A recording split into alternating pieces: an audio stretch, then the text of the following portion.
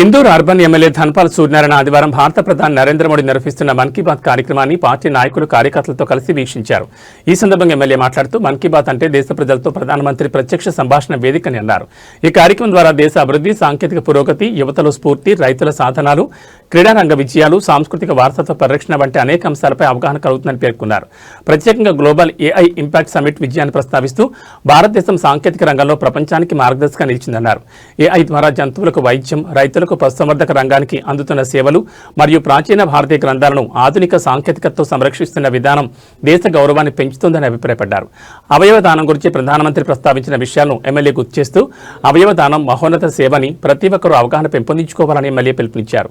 10 నెలల వయసు గల చిన్నారి అలిన్ చెరిన్ అబ్రహం హఠాత్తుగా మృతి చెందినప్పటికీ వారి తల్లిదండ్రులు అరుణ్ అబ్రహం, సరీన్ అబ్రహంలు ఎంతో మనోధైర్యంతో తమ కూతురు యొక్క అవయవాలు దానం చేయడం వారి మానవత్వానికి నిదర్శనమని స్వయంగా ప్రధాని నరేంద్ర మోడీ ఈ కార్యక్రమంలో ప్రస్తావించడం జరిగిందని అన్నారు.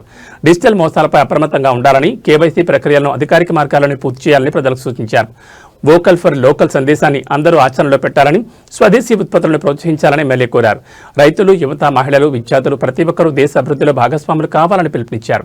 ఈ కార్యక్రమంలో బీజేపీ జిల్లా అధ్యక్షులు దినేష్ పాటిల్, కులాచారి, జిల్లా పదాధికారులు, నాయకులు, బూత్ అధ్యక్షులు, కామారెడ్డి జిల్లా ప్రభరి విక్రమ్ రెడ్డి, యువ మోర్చా ప్రతినిధులు, మహిళా మోర్చా సభ్యులు మరియు కార్యకర్తలు పెద్ద సంఖ్యలో పాల్గొన్నారు.